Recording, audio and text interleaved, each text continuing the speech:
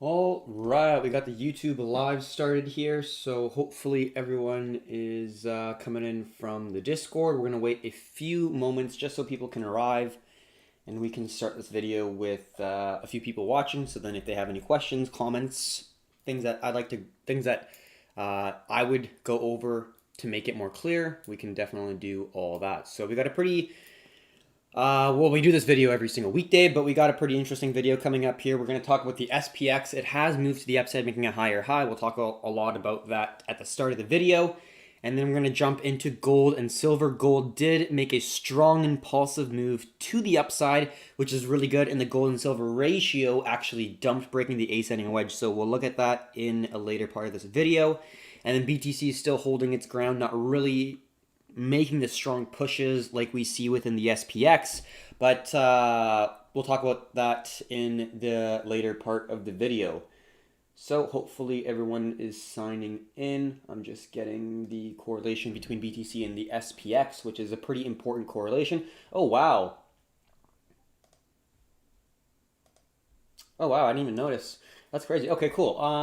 Let's get to the YouTube and see if there's anyone else. Nope. Okay, if you are watching the recorded version, we do provide these live for people who do want to watch, and then we post it on our Discord. We do it around 11 noon ish every weekday, and that's PST, Pacific Standard Time. So then I live on the west coast of Canada, so you may have to potentially wake up at a different time, try to be on at a different time. Also, if you'd like me to do this on different times of the day, like let's say you want me to do it earlier, starting at like 8 or 7 a.m., or if you are more happy looking at it at nighttime, we could do that as well. So we're going to try to create a system in which more people can join on. So that is the end goal for this global macro update at the end of the day. We want to be engaging with people. We want people to use this as a resource for their analysis. Basically, another person's point of view going over many different asset classes, because that is pretty important. A lot of things are correlated or negatively correlated, so when one thing moves down, another thing moves up. You get a good sense of the risk tolerance of the global investor pool, basically, global capital pool. All right, so we're going to get started here with our recording. No TikTok today. My phone's a little lower on battery. I'm not really getting engagement on TikTok, really, so it's not really kind of worth it, in my opinion, I guess. If we do get more engagement, that's one thing, but not really seeing that, and we're kind of getting, can't say stupid questions, there's no stupid questions, but not getting quite the trading engagement that we're looking for, let's just say. All right. Hey traders, hopefully you're having a great start of the week. We're going to go over our global macro update, which is going over many different asset classes, many different assets, and trying to come to the conclusion of our global investors have higher risk tolerance or lower risk tolerance. And another way of putting it is it a risk on or a risk off environment? And that's the goal of this global macro update. It was just trying to understand if it's a risk on or off environment. And in short, just by looking at it at the start of the video, it seems like it's more of a risk on situation. So the US dollar, Japanese yen is going down. We're seeing the S&P 500 move up. We're seeing other indexes like the Nasdaq, Russell 2000 hold supports, move to the upside, and we're also seeing currencies like GBP and the Australian dollar move up against safe havens like the US dollar and the Japanese yen. So overall, it does look like we are in a risk on environment. So that allows things like stock markets to go up, like we can see right here. I do think that Bitcoin could get a little bit of a bump up as well, although we do have some pretty heavy resistance. And then we'll also talk about the metals that, in my opinion, look like they are really looking like they're going to move to the upside at a pretty aggressive pace. So first thing we're going to look at is the S&P 500. So this is the futures contracts, so there's no gaps. I just personally like to look at charts that have no gaps. It's a lot more fluid. It's a lot more natural in my personal view. So we were talking about this descending wedge here, And we did form a lower high from the initial high that we had after the breakout of the 61.8 fib level. And then we made a lower high with lots of wicks. Let's just close all that out. We see lots of wicks at the top here, indicating lots of sell pressure coming into the market. And this descending wedge, the key level of supply that we expect the price to hit, is back up to those highs. So from a potential descending zone, so let's draw it yet again. So initially it was a descending zone like that, sort of, which now turned, in my opinion, to a horizontal zone. So we went from a descending zone, we broke up, and now we are targeting the previous resistance within the consolidation right here, which is around 3150-ish, and I think that could be the next possible zone. So it's not too hard of an ask to get from here to the major level of resistance, and that would set up a situation in which having exposure and risk on assets would be a positive thing in your portfolio. So we're going to jump into a smaller time frame here, take out the overall structure, and we can see it's not from this high, but it's from the second high. We saw a descending zone here, and we're getting our push up to hit our key level of resistance right around here at around 3150, 3160. That's going to be the main level of resistance, which is in confluence with the size of the descending wedge opening, which is where we're normally going to target for these price action patterns that are continuation patterns to the upside. So when we are getting on the 2-hour time frame, we can see overall very well respected chart with a series of lower lows that are held by a descending support and a more descending resistance that is squeezing the price closer to the apex of the pattern. We got a break to the upside, breaking the key level of confluence for the sellers.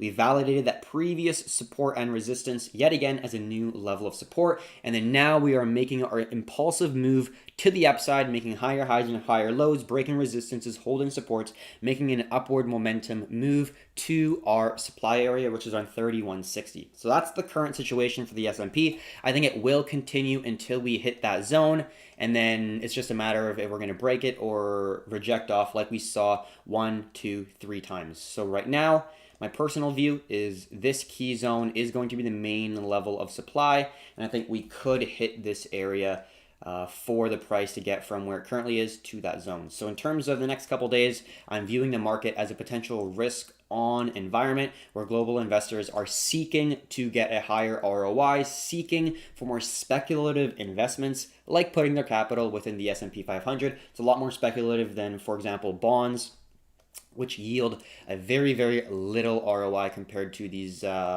indexes right here. So overall, I think we're going to keep on getting a continuation to the upside. Obviously, there is positive news for the earnings.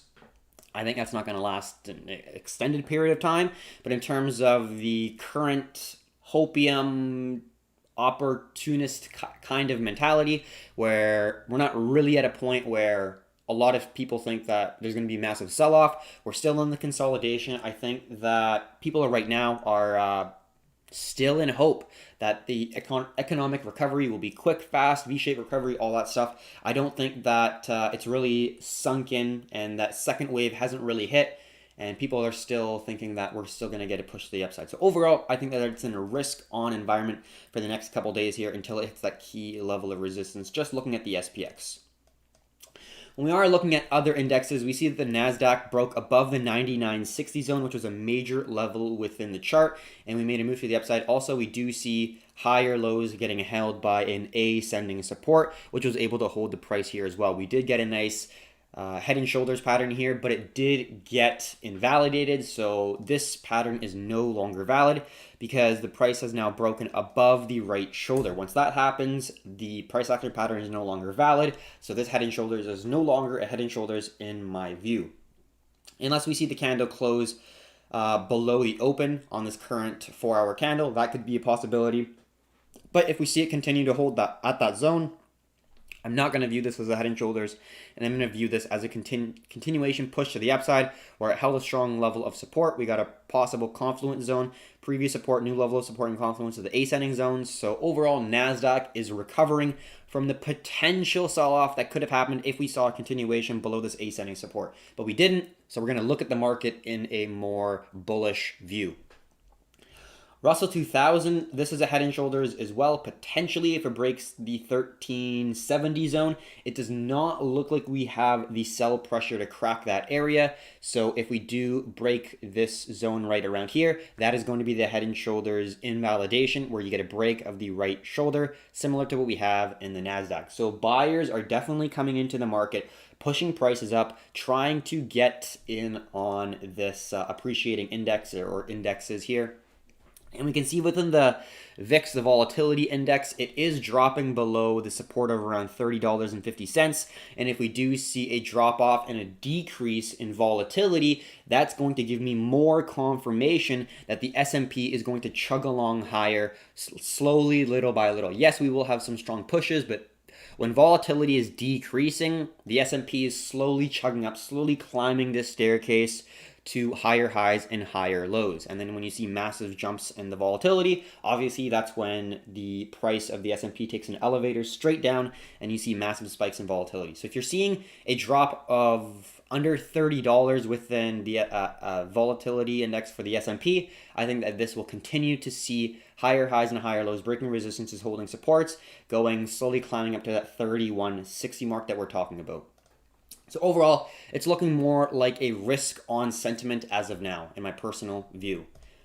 Quick look at the global indexes: Japan, the FTSE 100, the ASX, which is Australia, and then the TS or the DAX, which is Germany.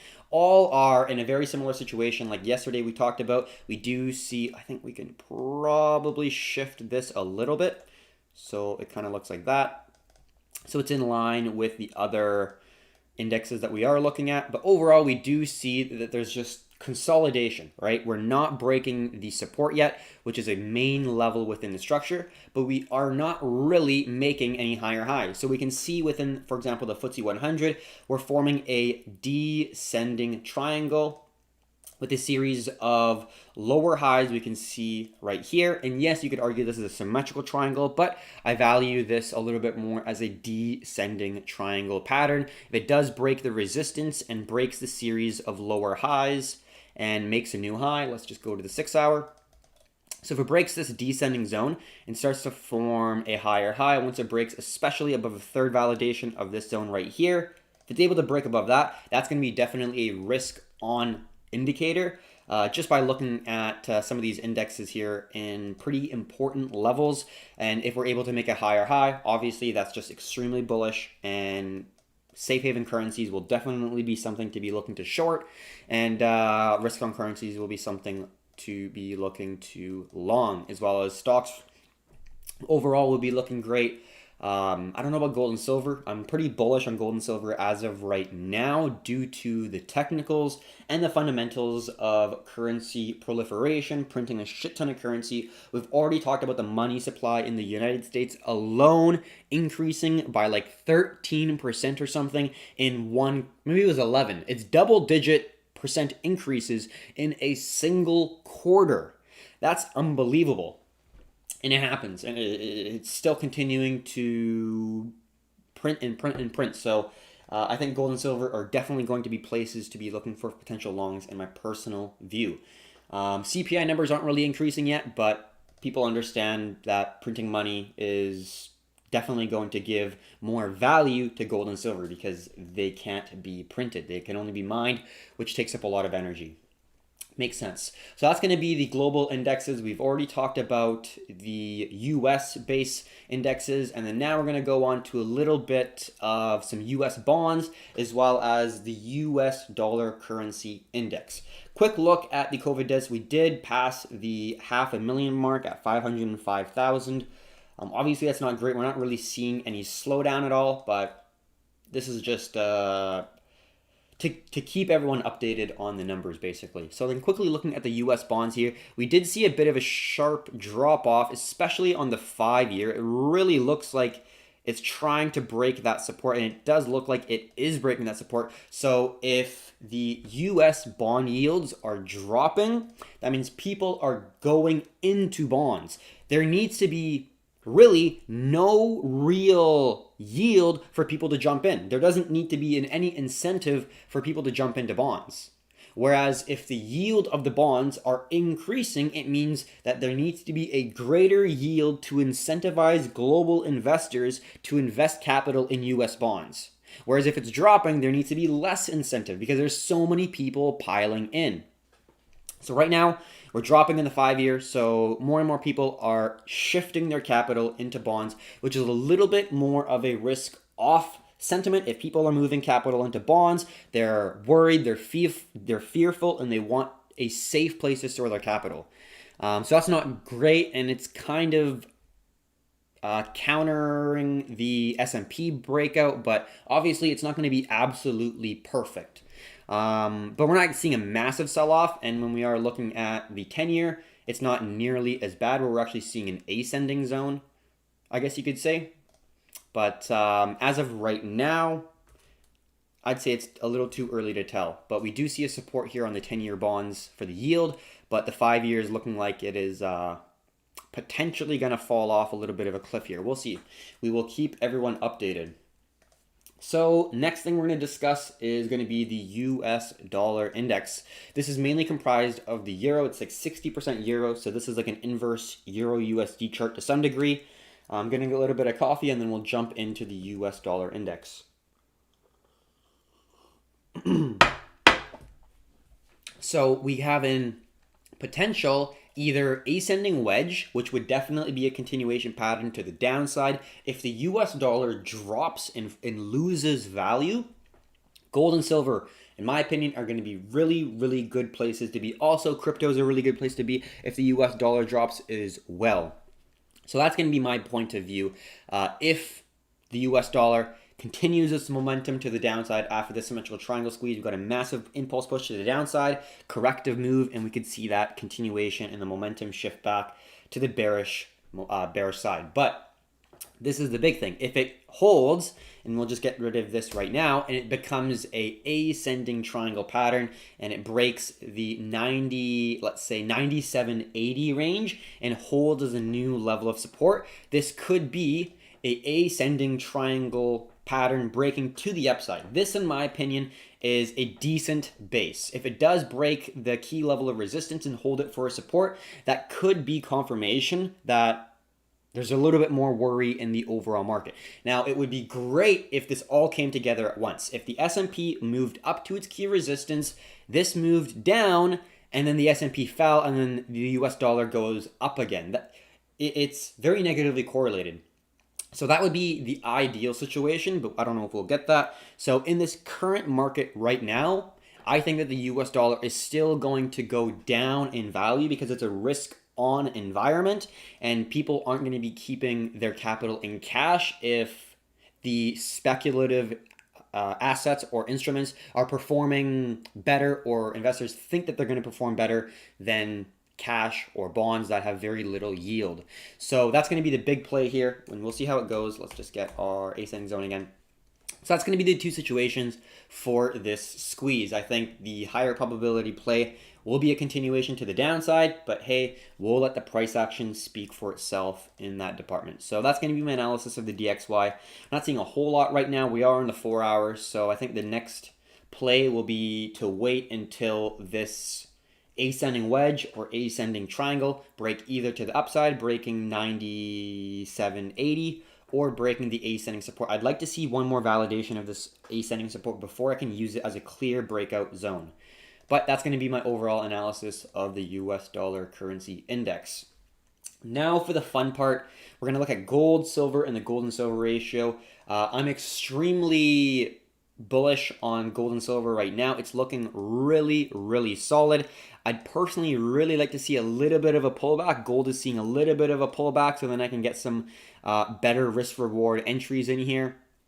But I'm definitely looking at, well, I already have some exposure on silver in terms of the trades. Obviously, investments is a completely different bucket. But silver looks better than gold, in my personal opinion, for a potential long. And let's discuss why, looking at the gold and silver ratio. Christian says, damn, back at it again. So we do this every single weekday on around, let's say, 10 to 2 in the afternoon PST. So Pacific Standard Time. You can kind of change the time wherever you live in. But let's just go right back to the gold and silver chart. All right, so we can see this ascending wedge broke down below the 108, and then we had that massive, massive sell-off. This was from May 14th to May 19th. Let's see what silver did from May 14th to May 19th. Zoom out. May 14th to May 19th. These are the types of moves you're wanting to hold in gold. Gold shoots exponentially higher, or sorry, silver shoots exponentially higher than gold when there is a metals bull market. And I think that we're reaching that at this point where money printing is causing people to put capital in places that are going to save the value of their cash in the long run. So I think that gold and silver definitely are looking solid. And we can see this is what we're looking for, right? So then when we're looking at the gold and silver ratio, what we want to be looking for is these moves. So obviously, very similar structure, very similar potential outcome. Obviously, it's not going to be exactly the same. We're going to even go back to the weekly chart and look at what we can currently see within the structure. Let's just go like this. Very good potential reversal pattern where we get a long doji here, and then this looks like it's a great reversal, right? You get our up candle, you get our doji, and then if this closes red, that's going to be a potential another sell-off here coming in the gold and silver ratio. I'm going to quickly draw in the ascending wedge that we've been talking about for a while, just to know where potential levels of support and resistance are.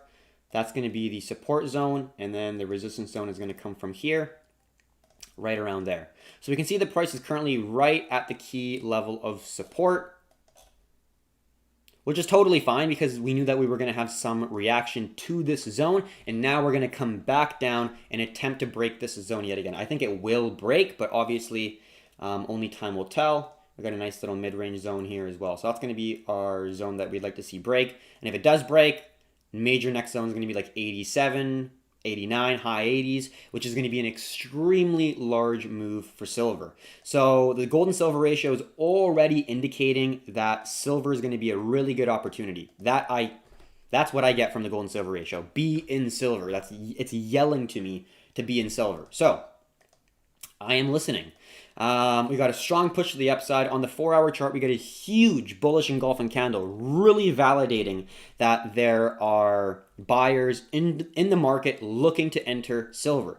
I did have a stop entry order with the previous structure right around here. Really solid risk reward. Even if it doesn't pull back, my personal stop loss is going to be just below this low at around 1766, somewhere around there. And then the take profit is going to be the opening of the symmetrical triangle in line with key levels of confluence, looking at the previous historic time frame. So when we go back to the daily, where does this massive rejection go to? Around 1960, just under $20, in line with the size of the symmetrical triangle opening. So if I go like this, you can see 1960. Key level of rejection on the previous time frame. So that is going to be where my potential take profit is going to be for the silver trade. I'd ideally really like to see some consolidation here. I would love to see that. So if we are using an example, look at this consolidation that we had, really validating the previous resistance as a new level of support. And then we got an absolute blast off. So that would be, in my opinion, the perfect situation to find ourselves in. We got a stop loss below the previous low on the 1-hour time frame, giving enough space that the market can move within its normal volatility, and you're not going to get stopped out. You're also looking for that nice take profit, in my opinion, around $19.50, $19.60. You could push it up a little bit more, but that's going to be the next level of supply that I'm currently looking at for silver to get to. And in terms of entries, obviously, the lower, the better.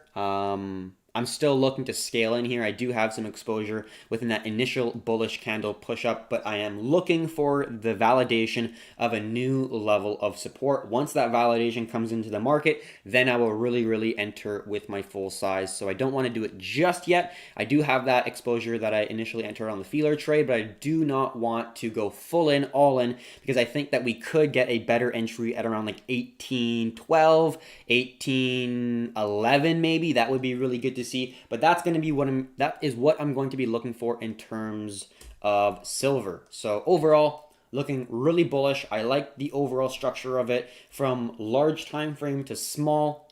In my opinion, it is really screaming at me like it's going to continue to the upside. So I'm going to trade the market as such. So we can't look at just silver. We do have to talk about gold as well. Obviously, they are going to be put in the same basket of anti-fiats when there's money printing. You know, gold and silver are going to be, in my opinion, put into the same basket of assets that global investors are going to be looking for. Now we're going to be looking at gold because gold is equally as important. We got a strong push to the upside, huge bullish engulfing candle, and now we're getting a little pullback. On the pullback, it does look like we are holding the previous resistance right here as a new level of support pretty well. So right around there. We'll get rid of this guy. Ideally, you could see a nice retest to this zone here, 1774. That would be a really nice retest in a solid potential entry zone, in my personal opinion, as long as it's validated. But like I said before, it's not just looking at the price action of gold against the US dollar and silver against the US dollar. We're looking at the comparison. What looks stronger, gold or silver, right? You can enter both. You're diversifying to some degree. They'll probably move in the same direction. But what I like to look at is which one will be moving at a faster rate, because it will provide a better ROI. It will provide a better risk reward in my point of view. There's going to be potentially less drawdown. All positive things to look for in a trade. So when I see gold, it looks pretty good. It looks like it could definitely go towards that 1800 key level, which is right around there, which is going to be the main level of supply that I currently see for gold. And I think that's in confluence with the size of the opening. The size of the opening might be get to like 1812, 1815. 1810, somewhere around there. So that's going to be the take profit for the actual size of the symmetrical triangle. But we do have to take into account when we are looking at the daily, this 1800 round number is not only a psychological level, but it's also a major level when looking at 2011 to 2012, 2013, when we had multiple rejections exactly at this $1,800 level. So we know that there's sellers in this market. So that's going to be the overall trade for gold. Like I said, again, I'm not looking for gold so much. I'm looking at silver. So I'd like to see it come down a little bit more, around $18.10, $18.05, somewhere around there. That would be awesome. We're at around 1820. Obviously, you don't need to penny pinch. From where we currently are to where I'd like to see it, you're getting around, let's say, a quarter of a unit of risk more in the risk reward. So instead of a 2.5 risk reward, you're getting, let's say, a 2.7 or 3 risk reward, which is, substantially better, but you don't want to penny pinch looking for the absolute perfect entry every single time, because you might not get it. So I already have a feeler trade in. I already have exposure in the market, but I'd like to add on to my size at a better risk reward parameter. So that's my current outlook for silver. I'm bullish on silver. I'm bullish on gold, but I'm more bullish on silver because of the gold and silver ratio breaking to the downside. So that's going to be my overall analysis. I think this is going to be the big one for the next couple days here. I do have some potential trades in the FX market here that I'm looking at, or that I'm currently in. But this is going to be what I'm going to be keeping track of for the next little bit, especially because it just looks awesome. If we get something like this, I'm going to be a pretty happy camper, let's say. So that's the overall analysis within the global macro space. Quickly just looking at the S&P again, we did see a pretty big jump here soon after we talked about it. So let's go back to the S&P. Strong push up that we're seeing within the overall markets here for the S&P. Look at that bullish move here. From 30.82 to where it currently is now within the same 2-hour candle. We're almost 1% up. So definitely a risk on environment right now within the overall financial space, which is you're looking to long crypto, you're looking to long stocks, you're looking to long risk on assets, even like in the currencies, exotic pairs, minor pairs that have a higher interest rate. So you're able to have a positive carry cost, allowing you to have cash flow coming in while you see your trade appreciate. So it's a double positive if you are going to go that route. Obviously, it's not for everyone, but There's things that you can do to create cash flow while just being in a trade. Some pretty interesting stuff. So that's about it for the global macro update. We'll see where it goes in terms of silver and gold. Those are, like I said, are going to be the main things I'm going to be looking for. We'll see if it drops down a little bit lower. I'd really like to see silver retest the $17.9, $18 zone for a new level of support. I would be super happy if that is the case. So that is the global macro update. I'll open it up to anyone who does have questions, and then we're going to get into the cryptocurrency part of it. So we're going to talk about BTC. We're going to talk a little bit about the potential that Bitcoin has with the S&P really, really running here.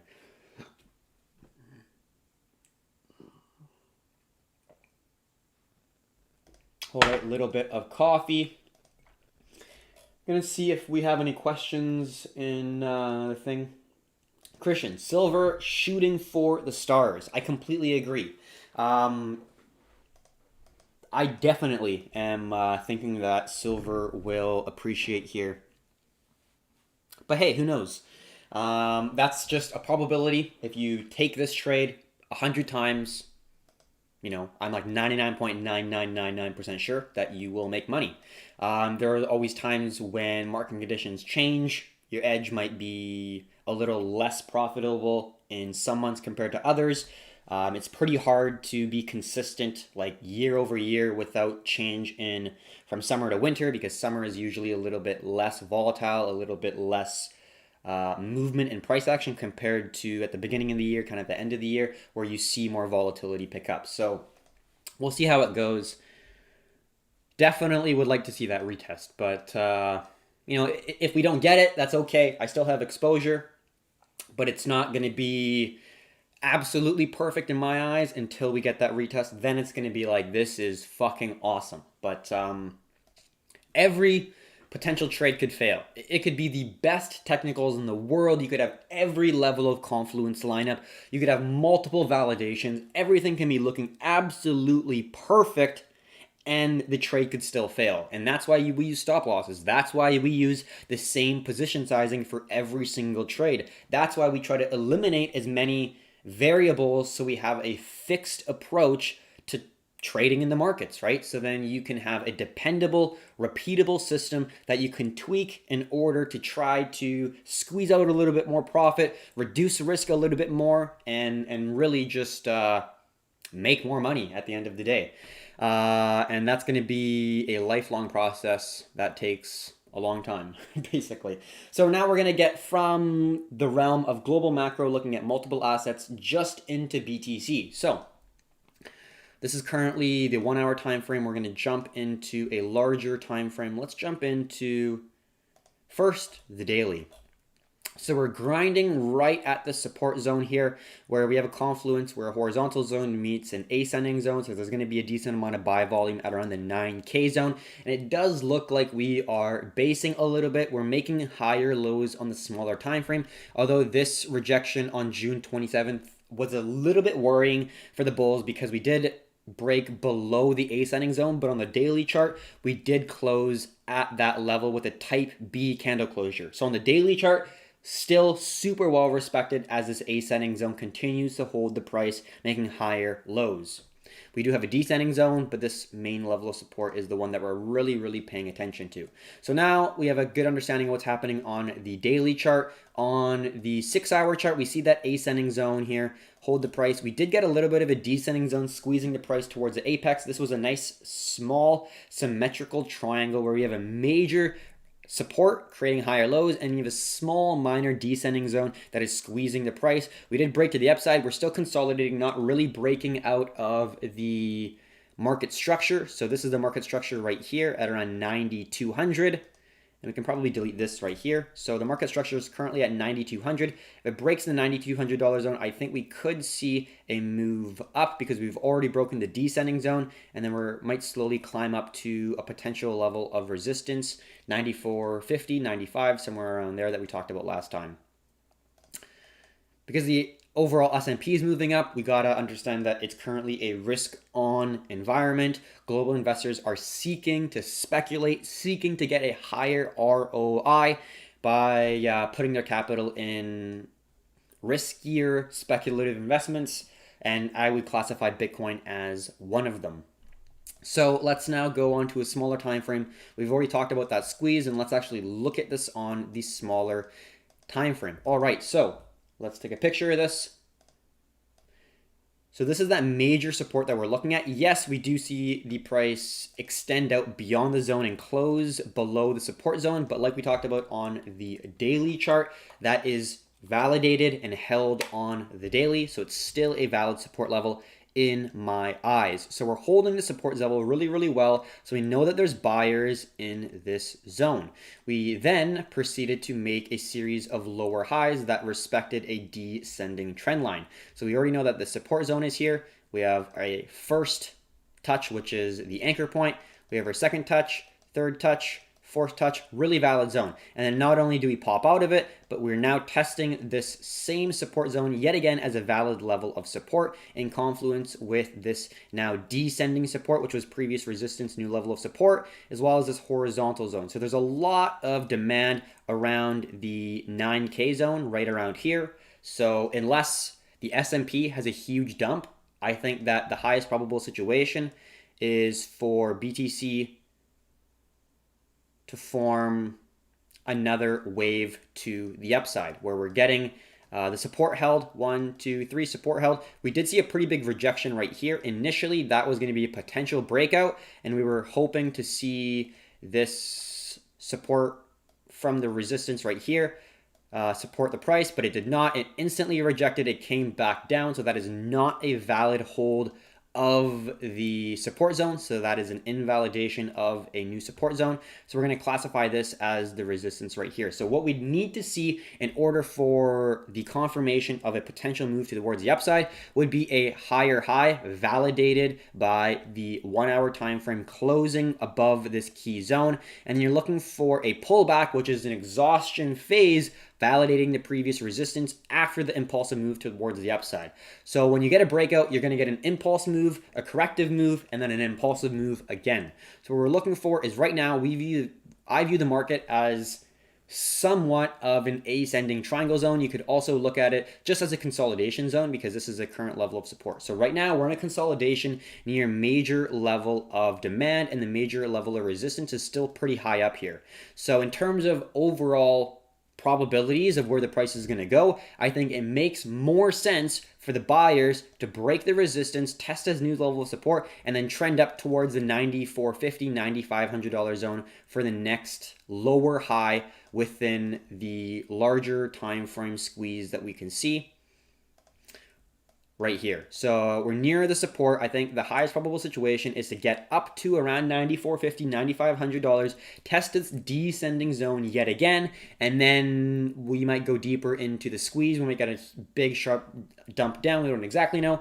But in terms of the next few days, in terms of this week, I think we could see some continuation moves to the upside in confluence with the S&P for BTC. And then we're going to quickly look at the correlation between BTC and the S&P 500, which is the traditional markets for gauging risk on, risk off sentiment. So this is going to be the 180-day correlation between BTC and the S&P 500. And it's not just looking at a chart, it's an actual mathematical formula. Look up Pearson's coefficient of correlation, or Pearson's correlation of coefficient, one of those two, but that is the formula that derives the actual correlation in terms of positive or negative. And right now we can see this is a long-term chart looking at a 180-day correlation. Obviously, the longer the time frame that you're looking at is going to be more valid because obviously that just makes more sense. So this is the 180-day correlation. We can see if we actually zoom into the smaller time frames, we're, for one, near the highest point of positive correlation between the S&P and BTC, and now we're coming back up to the high of around, let's say, positive 0.20 or 20% positive correlation within BTC and the S&P 500, and it's increasing at this point. We're not really seeing that decreasing just yet. On the 90-day time frame, we actually have seen, let's just zoom all the way out here. and go like this. We have seen a decrease in positive correlation, but it's still around 0.20 in positive correlation between BTC and the S&P 500, which is still a positive correlation. If you're comparing it to things like gold, BTC has either zero correlation or slightly negative. So you're seeing in the data that right now, when global investors are seeking risk, are seeking higher ROI investments and trades, they're looking at BTC. Where if they're looking at BTC in a way that would be a more risk-off asset, like gold, like the US dollar, you would see this chart, if you're comparing it to the S&P, as a negative correlation. Like if you're comparing gold to the S&P, they're negatively correlated. And we can actually look at the correlations on this chart. So let's just close this off. This is one of my favorite websites, to be honest, other than TradingView. It gives you so much data. It's great. So 180-day correlations, and we can look at, for example, things like euro dollar right here, and go all the way down like here. What's positively correlated to things like the dollar? Oops, just trying to get that right there. Oh, give me one moment. There we go. Awesome. All right. So first things first, gold is 83.83 positively correlated to the euro dollar, so dollars, which is extremely positively correlated. When you're looking at things like the Australian dollar, it's negatively correlated. British pound is negatively correlated. It makes sense, right? Russell 2000 is negatively correlated. S&P is negatively. Dow Jones is negatively. What's weird is the NASDAQ is actually positively correlated. But when you're looking at the S&P 500, it's positively correlated with the NASDAQ. So I don't know what happened there.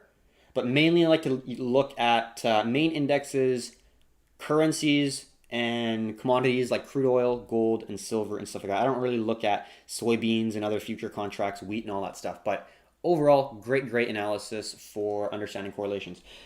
Christian says, what are some ways you train yourself emotionally to be a successful trader? To be honest, that is a lot to do with just time and taking a lot of pain psychologically, so you are to some degree more resilient. It's really hard. Trained emotionally, I would say that one thing that's really helped is every single day find something that you absolutely love to do and that you're really good at. When I have drawdowns, when I have difficult times in trading, I definitely feel inferior. What's a good way to put it? I feel like I'm not doing a good job. I feel useless and inadequate and kind of an idiot.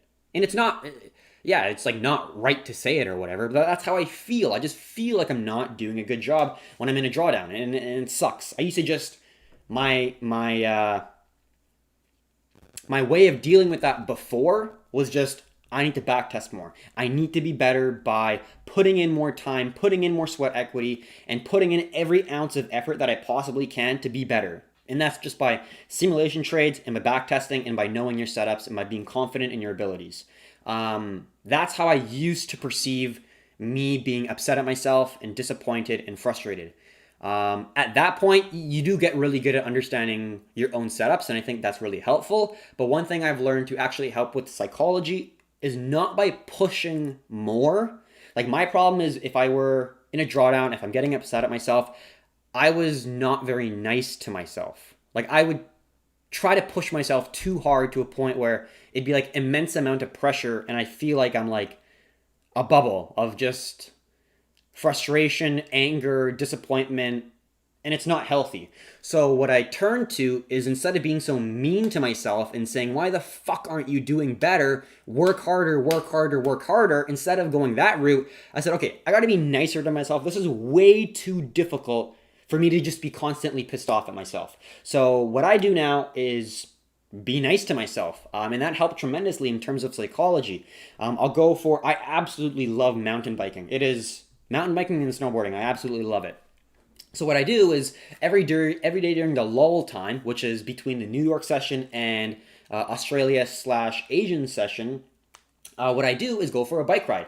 And I'll think about trading, but also life in a way that kind of takes myself a step back and gives me more perspective. When you're trying to back test, go every single day, you kind of lose sight of the larger picture at hand.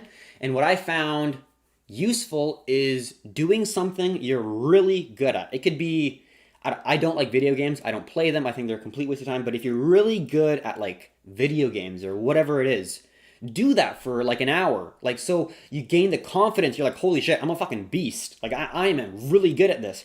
And that gives you confidence. So then when you go back to the markets and back to the charts, you have that sense of like self-worth and confidence back, where you know that you're good at something. And that helped me tremendously. Because when I was just focusing all my efforts in trading and just basically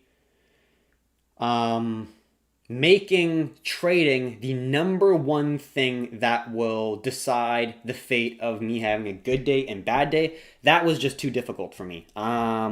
Especially because I'm a swing trader, I'll look at the hour chart, and if I have like 2-3 losing trades in a row, that's like 2 weeks potentially, or like a week and a half of trading. So that entire week and a half, I just feel like I'm a fucking idiot and I'm so useless. And it's not right to think like that. Like, you got to be nicer to yourself, and that's, I think, one thing I've really gathered just from my own psychology, from having a diary, from just looking over trade after trade after trade after trade. I realized my TA is great for me, like it works for me, but it's just being extremely psychologically consistent, waking up every single day with the same mindset, with the same attitude, with the same goals, and doing it the same way. You don't size down because you're in a drawdown and you think that the next trade is going to be a loser. You have no fucking idea. You have no idea what the next trade is going to be. It could be a 5-1 risk reward. It could be anything, right? Every single trade is completely independent from the previous trade. Definitely. So bringing a new, fresh mind to the markets in each and every day is very important. So a little bit of psychology there. It's really challenging. You got to know yourself, and you got to know what your weaknesses are. Like for me, I can sit in a trade for a while. I'm very good at being patient for the right opportunity. But the most difficult thing psychologically that I have would be to get out of my own head and just be fucking nice to myself.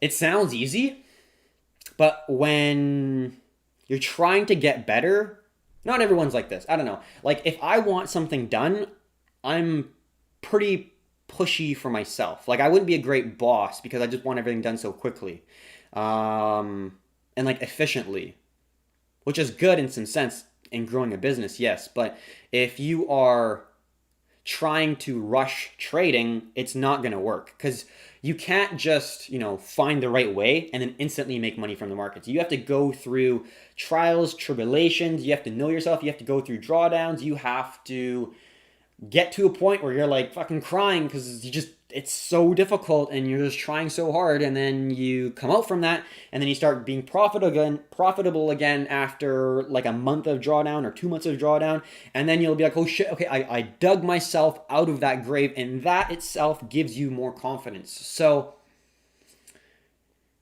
yeah, like Ray Dalio said it best, what is progression? It's failure plus reflection is progression. So you not only have to fail, which is psychologically challenging and financially if you're not able to manage your risk, but you have to also learn from it. Look back from the times that you were most painful. What did you do? What did you not do?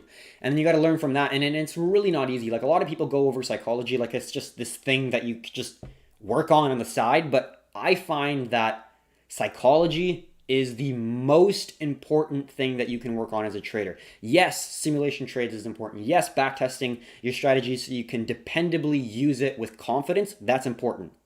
But if you wake up and you're unable to wake up in a same sort of feeling, where some days you wake up and you're super frustrated, like right from the get-go, you just woke up on the wrong side of the bed, and then the next day, you're just so happy to get up and just jump into the markets. That is very disruptive. It won't breed consistency. So it takes a special kind of person. You got to be somewhat immune to the ups and downs of life when you're sitting in front of the markets. If you made like 10 grand in a month or a week or in a year, whatever your goals are, like you shouldn't be like, oh my God, this is so fun. Like you shouldn't be ecstatic because, that's going to make you a little bit overconfident. And just like the contrary, if you're in a losing streak and you had a losing month or like a losing even quarter or a week or whatever, you shouldn't be extremely hard on yourself saying, oh, I should have done this, I should have done that, because there's another month. And if you put yourself down too much, that's just going to put you in a negative state for the next day, and then there's no need for that. So, yeah, I could talk about psychology for a very long time. I absolutely love it, but it's also extremely difficult. Yeah, so I definitely understand your frustration there. But, all you can do is learn from your mistakes, get up 101 times after failing 100. Really, as long as you're like resilient and you tell yourself, I will do whatever the fuck it takes in order to be successful. No excuses, nothing. Anything will be done in order to be like, that's kind of the mentality that you need to even potentially make it, really. It's not an easy business. It really is not an easy business. So anyways, yeah, Christian says, hell yeah, snowboarder. Yeah, I started snowboarding when I was 6. My parents are extremely avid skiers. I absolutely love living in the west coast of Canada. I'm definitely a classic BC boy for sure. I love mountain biking, snowboarding. What else could you do out here? Will Smith says, if you're going to fail, you need to fail forward. Yeah, so his quote, what was it? Fail early, fail often, fail forward. I could not agree more. Fail early. You got to fail early. When you're starting out as a trader, you got to fail early. You got to make all the mistakes early, because that's when you're paper trading, that's when you're simulation trading, when you can fail. You have the option to fail, right? It is simulated failure, which is just practice, which is what every trader needs to go through for the first little bit, in my opinion, in order to build the confidence, the skill set needed to consistently come to the markets with the same strategy time and time again, in order to have a consistent setup or certain setups that you're looking for. So that's fail early. Fail often. If you're only trading on the weekly chart, and if you're paper trading, like actually paper trading live markets, you're not going to get that many entry signals. So I'm not saying use a minute chart, but especially when you're starting out as a trader, it makes sense to look at a lot of different setups. And in order to do that, you need to go to a smaller time frame. So I'm not saying you could only go on the minute or 5 minute, 15 minute. I like to stick on the 1 hour, but when I initially started for the first year, I was on the 5 minute and 15 minute chart, and I got a lot of reps in terms of trying to find patterns, trying to identify them, and trying to trade them. So I would say fail often would be an extremely powerful tool to try to gain experience faster than a person who's only swing trading on the daily chart. You're not going to get as many entries. You're not going to get as many reps. You're not going to get as many examples as you would if you traded on the 15-minute chart. And even for that example, trading markets that are open for longer will give you more opportunities. Cryptocurrency market is open 24/7, 365. FX is 24/5. Equities is 6.5 hours a day, 5 days a week, not even if you have any holidays. So even looking into what asset you're trading can be helpful at the start, because the more reps you take, the more practice you'll have, and the better you'll better be over the long term, obviously. And then fail early, fail often, fail forward. That's the biggest one. You got to learn from your mistakes, right? That is the key to trading. You got to write down what you did right, what you did wrong, where'd you enter, where'd you exit. Take a picture of before, take a picture of the macro chart so you know what happens on the 4 hour or longer term picture, and then take a picture of what happened after. So that is going to be the best way that you're going to help yourself. Yes, you can go to different people, you can read books.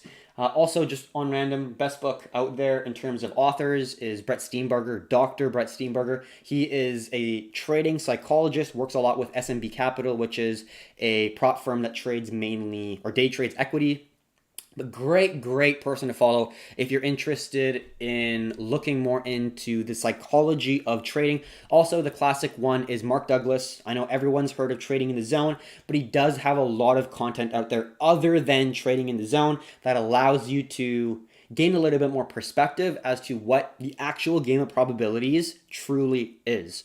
You can see, like, oh wow, this has high probabilities of moving upwards, but you have no actual idea if it will. You have no idea how it's going to get there. You have very little clue as to if it'll actually happen or not. You just have a probability that it's either going to hit the take profit faster than the stop loss. Maybe, let's say 56% of the time, 55% of the time, and your risk reward on average is like 2.5, 2 to 1 or whatever that is. Like, out of the sample size of, let's say, 10 trades, 20 trades, 50 trades, you have zero idea of which ones will work or not.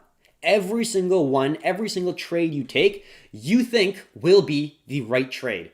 TA will be perfect, FA will be perfect, you've done your due diligence, you've done your homework, you're set up to have a perfect trade. In my view, silver is similar to that right now. If it pulls back, validates it with a nice hammer candle, with a wick to the downside and the candle closing green, that's like, holy shit, I'm going to fucking enter this. But I'm not going to enter more just because I think it's a better setup than gold. Like, I'm not going to say, well, I'm going to risk 3% on silver and 1% on gold because I think silver is going to go up more. Just because I think it doesn't mean it's going to be true. You have to have the exact same or very similar position sizing for every single trade and the amount you're going to lose or risk. So if you're going to risk $100, you better make sure that every single trade that you take will have an exact stop loss of $100 loss.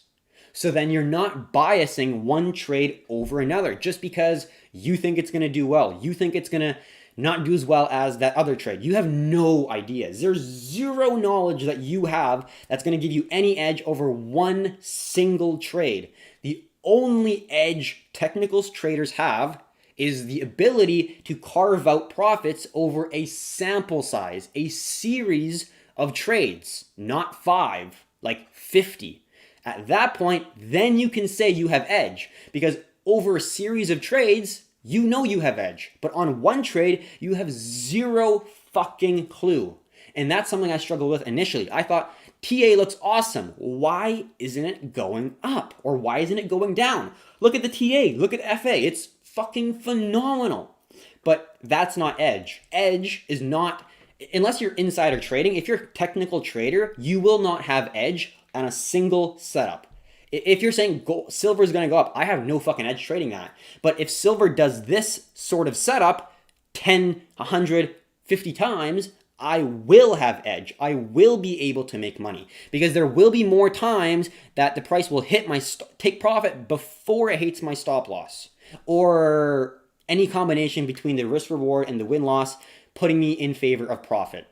So that's a little bit of psychology. I know it's really easy to get upset with yourself because, especially if you're an isolated trader, it's really hard to gain confidence over the long term because if you have a losing streak, you will always remember the losers more than your winners. Always. Whenever I think of my winners, I don't get a strong feeling nearly as much compared to my losers. I want, like, my positive trades are greater than my negative trades, but I can feel my negative trades more in me. I can feel the not the hatred, but like the negative emotions I felt when I lost like $1,000 in 30 minutes. Like I felt that and I was like, fuck, I should have done this. God damn it. And that's just life. You learn from it. And now I will always have a wider stop loss for crypto because it skipped my stop loss and it kept on dumping. That's what happened. I lost like fucking like over $1,000 in like 30 minutes. So now I learned.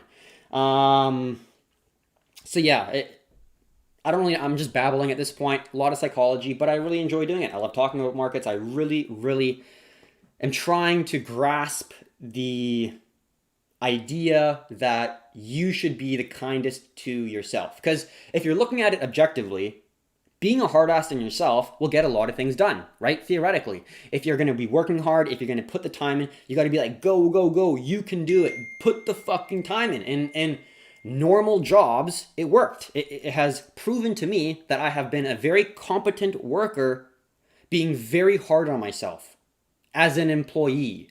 Because when a person says, hey, you got to do this, I will do it to the very best of my abilities as fast as I possibly can to get it done.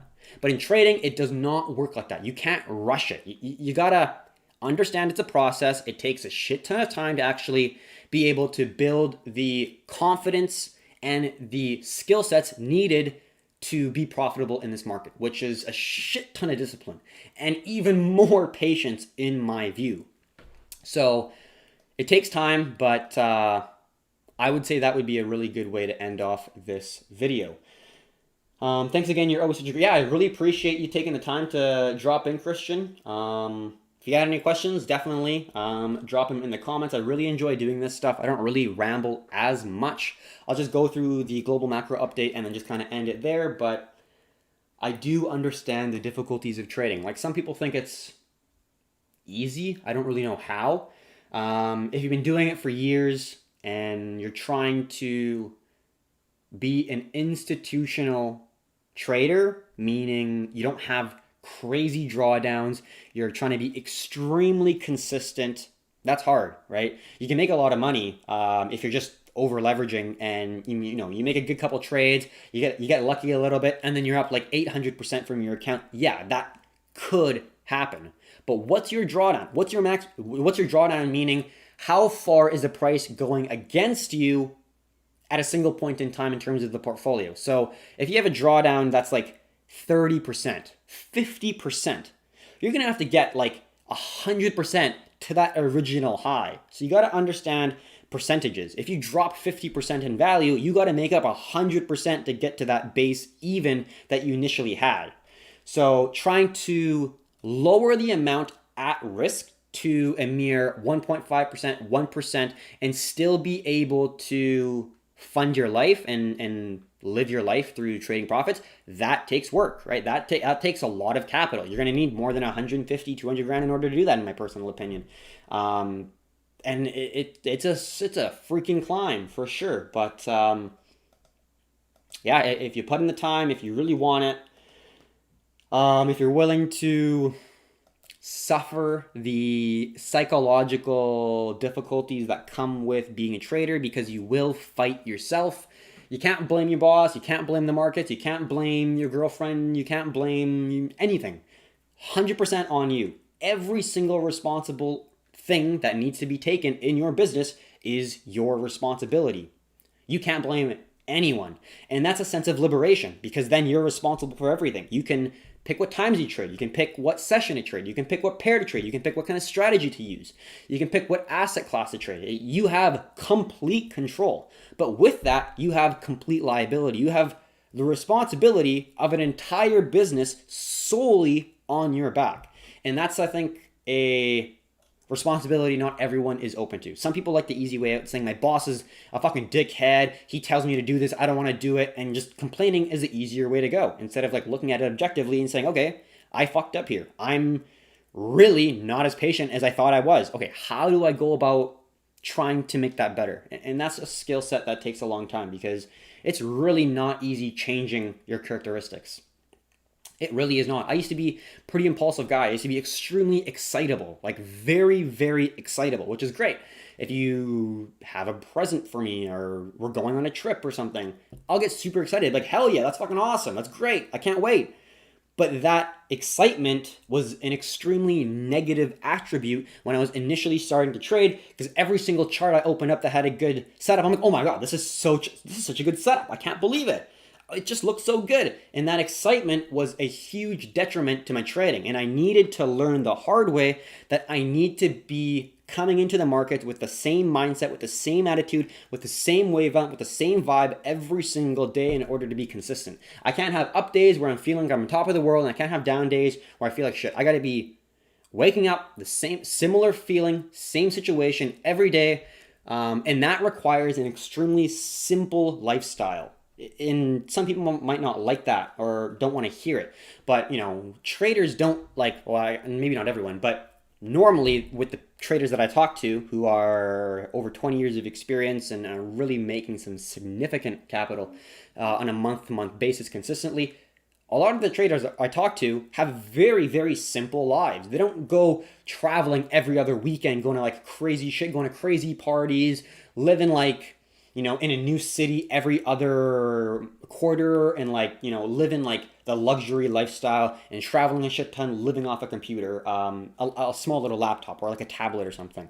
Like the Instagram life of trading is not really, I can't say feasible because it is, but if you really want to get good, you got to have an extremely simple lifestyle. You got to have like kind of the same stuff you do every day. You got to be like a little bit of a homebody. You got to have routine. You got to have a daily kind of like checklist that you do, and just live a simple life. And your excitement, or for me at least, comes a lot from trading, from looking at financial markets, trying to make trades, trying to get myself better. That is extremely exciting for me. That's like the top of the world. Like some people want to go and like do some crazy shit for excitement. This is my excitement. I love mountain biking, but that's like a different sort of excitement. This is like intellectual curiosity, intellectual stimulation that is just super intriguing. And unless you have that mindset, it's pretty hard to bring yourself to learn about the markets every single day. So I'm going to end it off there. Got some really good engagement today. Thank you very much for coming. Really appreciate that, Christian. Also, yeah, you're saying thank you, but I appreciate your engagement, your likes, and just discussion. I really appreciate that. And you do come often, so that is a really good thing as well. So I hope you have a great day.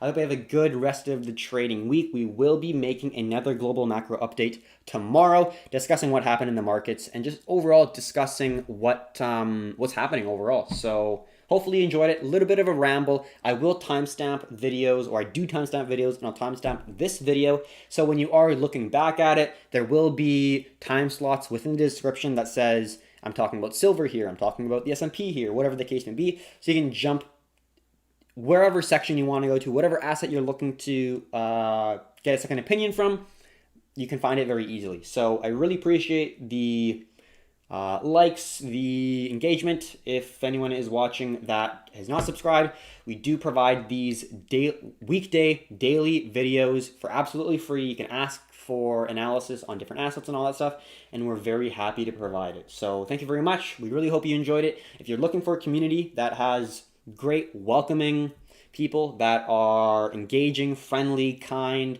and just want the best for everyone and pretty altruistic, I definitely suggest joining our Discord. Free to join. It has over, I believe, like almost 2,000 members, which is pretty awesome to see. And we can see you there if you have not joined yet. So thank you very much for watching. Really appreciate it. And until next time, have a good one, folks.